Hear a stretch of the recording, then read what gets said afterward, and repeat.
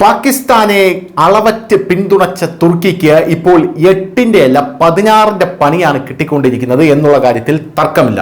ഇപ്പോഴിതാ പാകിസ്ഥാനുമായുള്ള സംഘർഷത്തിന് ശേഷമുള്ള വെടിനിർത്തലിന് ശേഷം തുർക്കിയെ ബഹിഷ്കരിക്കുന്നത് ഇന്ത്യയിൽ ഒരു പ്രവണതയായി മാറിക്കൊണ്ടിരിക്കുകയാണ്.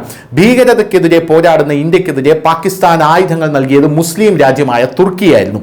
ഇത് മാത്രമല്ല, ഇന്ത്യക്കെതിരായിട്ടുള്ള തുർക്കി ഡ്രോൺ ആക്രമണങ്ങളിൽ ഉപയോഗിച്ച ഡ്രോണുകൾ ചില തുർക്കി ഓപ്പറേറ്റർമാർ പ്രവർത്തിപ്പിക്കുന്നുണ്ടെന്ന റിപ്പോർട്ടുകൾ പുറത്തു വന്നതിനെ തുടർന്ന് രാജ്യമെമ്പാടും തുർക്കിയെ ബഹിഷ്കരിക്കണമെന്ന ആവശ്യവും ഉയർന്നു വന്നു. ടൂറിസം, വ്യാപാരം, വിദ്യാഭ്യാസം, സർക്കാർ ജോലികൾ തുടങ്ങി എല്ലാ മേഖലകളിലും തുർക്കിയും അതിന്റെ കമ്പനികളും ബഹിഷ്കരിക്കപ്പെടുന്നു.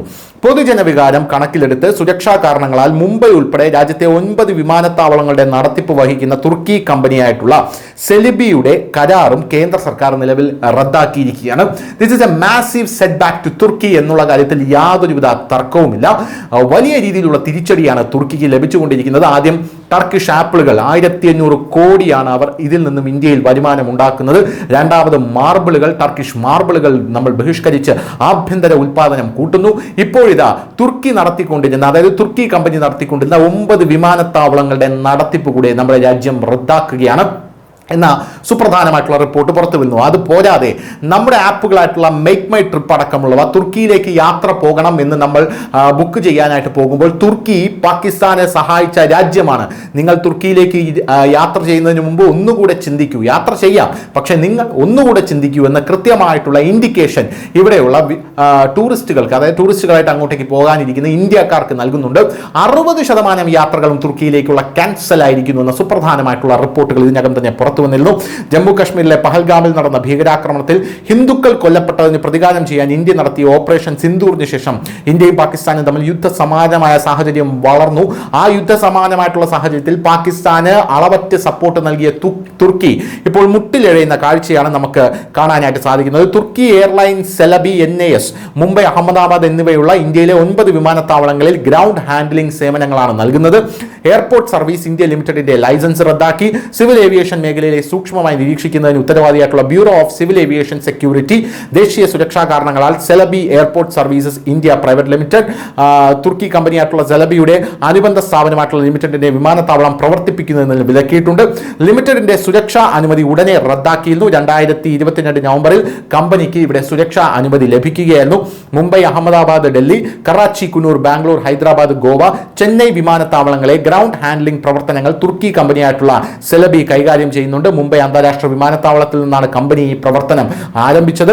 പിന്നീട് ഒന്നിനു പുറകെ ഒന്നായി 9 വിമാനത്താവളങ്ങളുടെ ഉത്തരവാദിത്തം സെലബിക്ക് ലഭിച്ചു. പാകിസ്ഥാനെ പരസ്യമായി പിന്തുണയ്ക്കുന്ന തുർക്കിക്കെതിരെ ഇന്ത്യയിൽ വർദ്ധിച്ചു വരുന്ന എതിർപ്പ് ഗൗരവമായി കണക്കിലെടുത്താണ് രാജ്യത്തിന്റെ താൽപര്യം കണക്കിലെടുത്ത് തുർക്കിയുടെ കമ്പനിയുടെ സുരക്ഷാ അനുമതി റദ്ദാക്കാൻ തീരുമാനിച്ചതെന്ന് സിവിൽ ഏവിയേഷൻ സഹമന്ത്രി മുരളീധരൻ മൊഹോൾ ഒരു സോഷ്യൽ മീഡിയ പോസ്റ്റിൽ അദ്ദേഹത്തിന്റെ പറയുന്നുണ്ട്.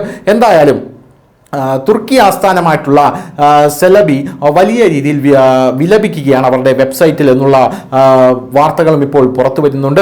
എന്തായാലും ഇനിയൊരു തുർക്കി കമ്പനി നമ്മുടെ രാജ്യത്ത് വേണ്ട എന്നുള്ള നിലപാടിൽ തന്നെയാണ് നമ്മുടെ രാജ്യം മുന്നോട്ട് പോകുന്നത്. ഇത് പോരാഞ്ഞിട്ട് നമ്മുടെ രാജ്യം വേറൊരു നീക്കം കൂടെ നടത്തുന്നുണ്ട്. അതായത് തുർക്കിയുടെ വലിയ രീതിയിലുള്ള ഹേറ്റേഴ്സ് ആയിട്ടുള്ള, അതായത് ശത്രുക്കളായിട്ടുള്ള രാജ്യമുണ്ട്. ഗ്രീസ്, അർമേനിയ, സൈപ്രസ് ഇവരൊക്കെയായി ഇന്ത്യ ശക്തമായിട്ടുള്ള നയതന്ത്ര ബന്ധം തുടങ്ങാനായിട്ടുള്ള വലിയ നീക്കം ഈ സമയത്ത് നടത്തുന്നു എന്നുള്ള റിപ്പോർട്ട് പുറത്തു വരുന്നത്. നമുക്കറിയാം മാൽദീവ്സിന്റെയും മലേഷ്യയുടെയും ഗതി. മലേഷ്യയുടെ പ്രധാനമന്ത്രി നമ്മുടെ രാജ്യത്തെ എതിർത്തപ്പോൾ നമ്മൾ ആ പാം ഓയിൽ ഇറക്കുമതി അങ്ങ് നിർത്തലാക്കി. മലേഷ്യയുടെ സമ്പദ് വ്യവസ്ഥയെ തന്നെ നിയന്ത്രിക്കുന്ന പാം ഓയിൽ പിന്നീട് നമ്മൾ മേടിച്ചത് ഇന്തോനേഷ്യയിൽ നിന്നാണ്. അതോടുകൂടി മലേഷ്യ തകർന്നടിഞ്ഞു, സമ്പദ് വ്യവസ്ഥ ക്രാഷായി, അവിടെയുള്ള പ്രധാനമന്ത്രി രാജിവെക്കേണ്ടി വന്നു. മാൽദീവ്സിന്റെ കാര്യം നമുക്കറിയാം. മാൽദീവ്സ് നമ്മുടെ രാജ്യത്തെ അപമാനിച്ചപ്പോൾ ഇന്ത്യൻ പ്രധാനമന്ത്രി നരേന്ദ്രമോദി ലക്ഷദ്വീപിൽ ചെന്ന് ഒരു കസേര വലിച്ചിട്ട് ഇരുന്ന് 10 അടി അങ്ങോട്ടും ഇങ്ങോട്ടും നടന്നതേ ഉള്ളൂ. മാൽദീവ്സ് തകർന്ന് തരിപ്പണമായി. മാൽദീവ്സിന്റെ ടൂറിസം വരുമാനം ഇടിഞ്ഞു. വലിയ രീതിയിലുള്ള പ്രതിസന്ധി ഉണ്ടായി. അസർബൈജാന്റെ കാര്യം നമുക്കറിയാം. അസർബൈജാനെ തകർക്കാനായി അർമേനിയയ്ക്ക് ആയുധവും പട്ടാള പരിശീലനവും ഇന്ത്യ നൽകുന്നുണ്ട്. ഇത് തുർക്കി അടക്കം വളരെ വലിയ രീതിയിൽ അസ്വസ്ഥതപ്പെടുത്തുന്നുണ്ട് എന്നുള്ളതാണ് മറ്റൊരു കാര്യം. ചൈന നമുക്ക് എപ്പോഴൊക്കെ ചൊറിയാൻ വരുന്നുണ്ടോ അപ്പോഴെല്ലാം തായ്വാനെ നമ്മൾ ഉയർത്തിക്കൊണ്ടുവരാനുള്ള ശ്രമം നടത്തിയിട്ടുണ്ട്. ഇതാണ് നരേന്ദ്രമോദിയുടെ നയതന്ത്രം എന്ന് പറയുന്നത്. താമസിയാതെ തുർക്കിയും അതിന്റെ ചൂട് എത്രത്തോളം ഉണ്ടെന്ന് അറിഞ്ഞിരിക്കും. News desk, news India Malayalam.